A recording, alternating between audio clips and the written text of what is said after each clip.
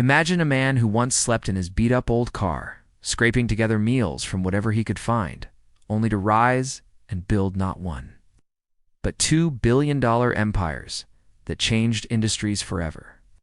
That man is John Paul DeJoria, the co-founder of Paul Mitchell Hair Products and Patron Tequila, whose life story is a testament to grit, perseverance, and the unyielding belief that success isn't just about money, it's about doing good along the way. On Rich World, we dive into the journeys of those who turn nothing into everything in today.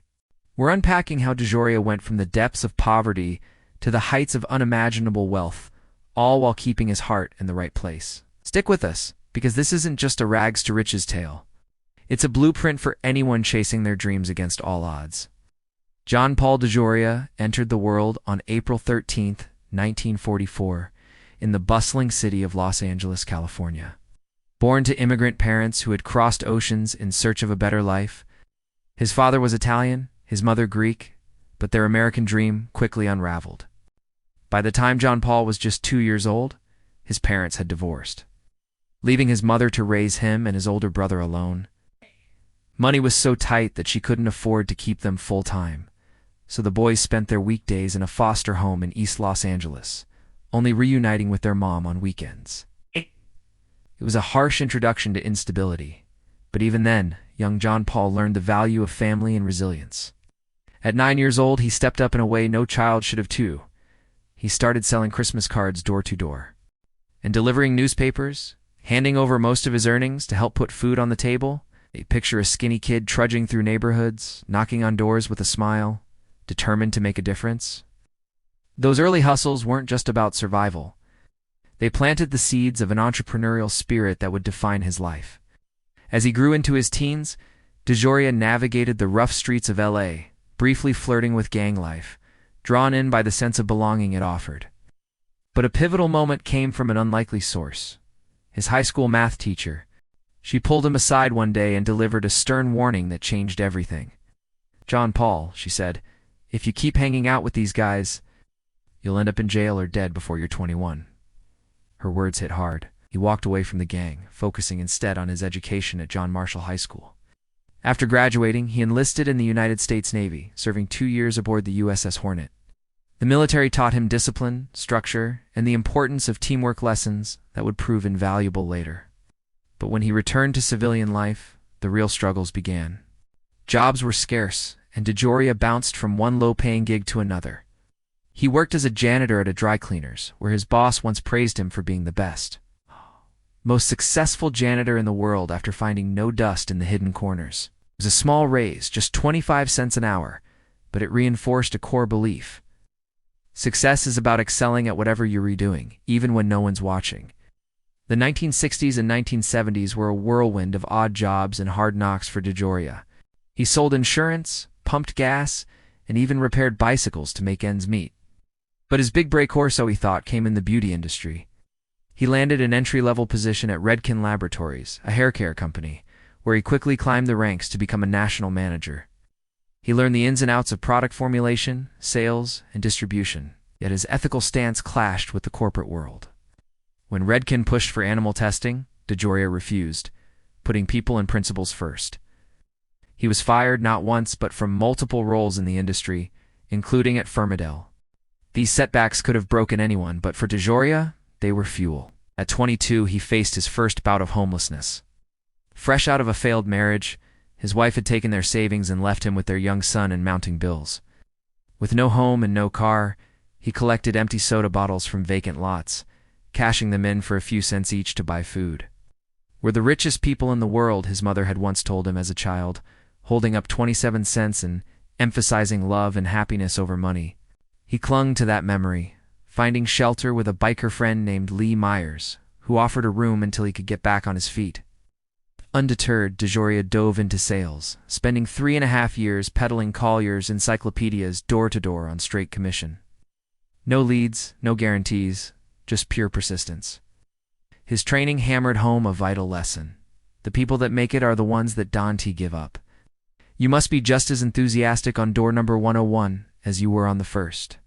Doors slammed in his face hundreds of times, but he kept going, honing his ability to handle rejection. This skill would become his superpower. By the late 1970s, he was a single father, scraping by as a shampoo salesman, but his big idea was brewing. He crossed paths with Paul Mitchell, a renowned hairdresser facing his own financial woes after a divorce. The two shared a vision: create high-quality hair products that salons would love, without the big corporate baggage. But starting a business in 1980 was no easy feat. The economy was in shambles: 10.5% inflation, 10.5% unemployment, and sky-high interest rates. An investor promised $500,000 but backed out at the last minute, leaving them with just $700 between them. That's when DeJoria hit rock bottom, again homeless for the second time. Living out of his 20-year-old Rolls-Royce while launching the company. They scraped together the cash for artwork and convinced suppliers to extend credit by showing fake investment letters and leveraging their reputations. With black and white bottles cheaper than color, they hit the streets, knocking on salon doors along Ventura Boulevard. "Try it," DeJoria would say, "and if it doesn't sell, we'll take it back." The products were revolutionary, gentle, effective, and cruelty-free. Tested on humans like DeJoria himself, never animals. Salons reordered, word spread, and John Paul Mitchell's systems exploded. What started as a desperate gamble turned into a billion-dollar empire, with annual revenues hitting $1 billion. Paul Mitchell passed away from cancer in 1989. But DeJoria honored his legacy, expanding the brand globally while keeping it independent and true to its roots. He poured profits back into the company, avoiding advertising and focusing on quality, proving that authenticity wins in the long run. But DeJoria wasn't done dreaming big. In 1989, while mixing margaritas with a business partner named Martin Crowley, he wondered what the smoothest tequila in Mexico tasted like, the kind aristocrats sipped. Martin tracked down a master distiller, Francisco Alcaraz, one of Mexico's oldest distilleries, and they sampled a tequila so pure it didn't burn. They bought 1,000 cases at $1.37, a bottle outrageous when most tequilas cost $4 to $5, and bottled it in recycled glass for an artisanal feel. Distributors laughed them off, who would pay premium prices for tequila. Undaunted, DeJoria and Crowley pitched it as an ultra-premium spirit, starting with high-end restaurants and bars. They built buzz through word of mouth, gifting bottles to influencers and celebrities. Patron tequila took off, revolutionizing the spirits industry by employing over 1,000 locals in Mexico, building schools and orphanages, and reusing distilled water to fertilize agave fields. DeJoria made it eco-friendly and community-focused. In 2018, he sold Patron to Bacardi for a staggering $5.1 billion, cementing his status as a billionaire with a net worth over $3 billion. Throughout his rise, DeJoria never forgot where he came from. Philanthropy became his true passion, signing the Giving Pledge to donate half his wealth to make the world better. He supports over 160 charities, from demining war zones with Brad Pitt to protecting oceans with Sea Shepherd, which named a patrol boat after him for anti-poaching missions. He's an animal lover at heart, ensuring all his products are cruelty-free. He's built green resorts in places like Barbuda, creating jobs while preserving the environment. In sub-Saharan Africa, he joined Nelson Mandela to feed starving children through Food for Africa.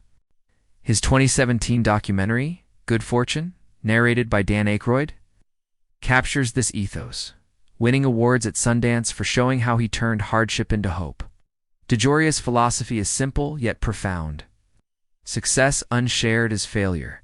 He believes true wealth is in giving back, whether it's helping the homeless he once was or championing causes for people, animals, and the planet. Think about it. DeJoria could have stopped at his first success, lounging in his $50 million Malibu estate with his collection of motorcycles, cars, and a private jet. Instead, he kept building, like founding the Rocket Group in 2018 for affordable tech, or buying McDonald's old headquarters in 2019 to repurpose it. Even in his 80s, he's pledging funds to save historic ships like the HMS Unicorn. His marriage to Eloise Brody in 1993 brought stability and family. He's a father of 6, blending love with legacy. But what keeps people hooked on his story? It's the raw humanity, like the time he tested products on himself to avoid animal cruelty, or when he turned down quick profits to build sustainable businesses. Rejection. He thrived on it. Failure. It's just a stepping stone. As he says, in the end, everything will be okay. And if it's not okay, it's not the end. DeJoria's journey reminds us that poverty doesn't define you, your actions do. From collecting bottles to toasting with billion-dollar deals, he shows that with persistence, ethics, and a giving heart, anyone can rewrite their story. On Rich World, we celebrate these icons not just for their wealth, but for the paths they paved. If this inspired you, hit that subscribe button, like and share, because success shared is the real win. Who knows, your rags to riches story might be next.